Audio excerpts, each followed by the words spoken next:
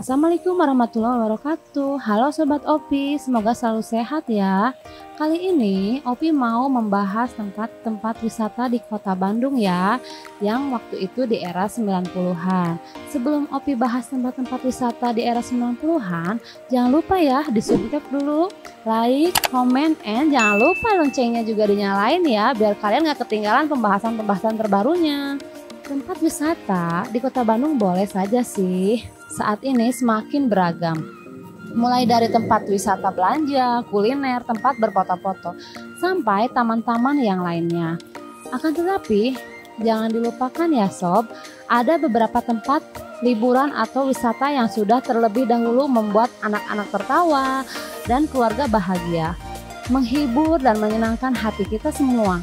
Bahkan mungkin hingga saat ini tempat-tempat wisata tersebut bisa dibilang masih menjadi pilihan favorit sebagian masyarakat kota Bandung ya sob.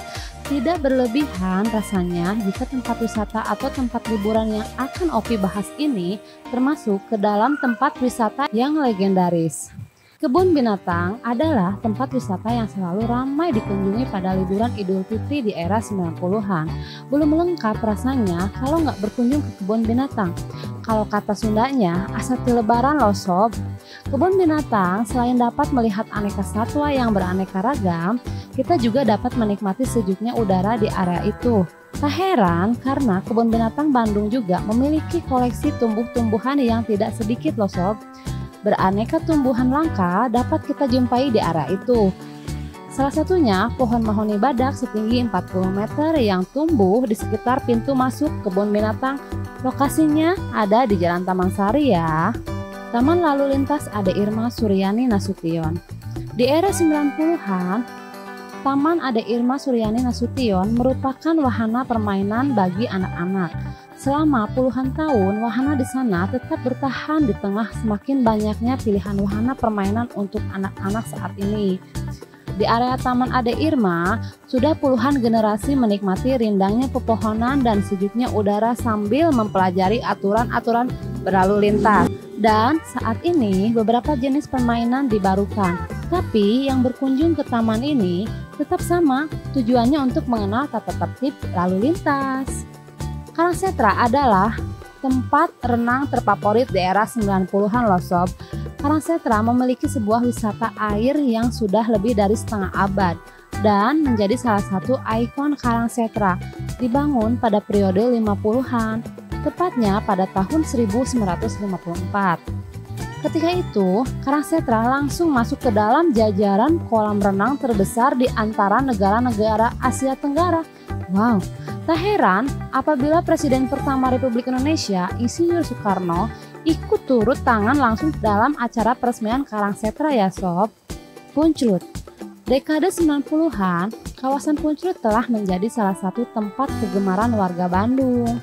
Udaranya yang segar menjadi magnet untuk warga datang ke sana. Setiap Sabtu dan Minggu di pagi hari, saat itu jalan selebar 4 meter itu disesaki orang-orang yang bergerak jalan, bersepeda, atau berlari-lari. Ada juga pasar dadakan di tepian jalan. Bila kita terus naik ke atas, ada beberapa yang menyajikan aneka makanan berat yang dinamakan timbel ya sob. Dimakannya pakai jengkol, pete, ikan peda, dan banyak lagi makanan yang lainnya. Jadilah Punclut pusat keramaian di dataran tinggi wilayah utara Bandung. Saat itu belum kayak sekarang ya, yang lebih modern. Dago Pakar. Dago Pakar adalah objek wisata berupa hutan. Di era 90-an menjadi tempat liburan saat itu karena tempatnya seger, sunyi, dan menawarkan pemandangan alam yang sangat indah. Gak jarang jadi tempat berkemah anak-anak sekolah saat itu. Karena di kawasan hutan ini juga ditumbuhi beraneka pohon besar seperti pohon pinus yang menjulang tinggi dan rindang. Sehingga Dago Pakar ini merupakan hutan yang dijadikan taman hutan raya pertama di Indonesia oleh Presiden Soeharto. Dan ada beberapa gua juga di sana, salah satunya gua Jepang dan gua Belanda yang sampai saat ini menjadi tempat wisata kota Bandung ya sob. Maribaya Lembang. Tempat wisata di kawasan Lembang ini menyuguhkan panorama alam yang sangat luar biasa. Di era 90-an, kondisi alamnya benar-benar terasa banget ya sob. Mungkin kalian yang remaja di era itu pernah ke sana ya sob. Pasti tahu dong kondisi yang dulu sama sekarang beda ya sob. Oh iya, tahun 2000-an tempat ini juga pernah menjadi lokasi syuting film petualangan Sherina loh sob. Tangkuban Perahu. Di balik cantiknya Tangkuban Perahu, ada kisah legenda yang sangat terkenal loh. Sang Puri yang namanya. Mungkin kalian juga tahu ya sob, tentang percintaannya anak ke ibu. Duh, gak kebayang deh kalau lain ceritanya. Di era 90-an, Gunung Tangkuban Perahu menjadi salah satu tempat liburan terfavorit juga loh sob. Oh iya, kalau kalian berencana liburan ke sana, cari tahu dulu ya informasi yang lengkap kondisi Gunung Tangkuban Perahu saat ini. Ciater Subang. Datang ke Subang rasanya tidak lengkap ya jika tidak mampir ke Ciater. Tempat ini merupakan salah satu destinasi wisata alam yang banyak dikunjungi wisatawan dari dalam ataupun luar daerah. Sama halnya di era 90-an, Ciater pun menjadi tempat wisata yang sangat diidolakan.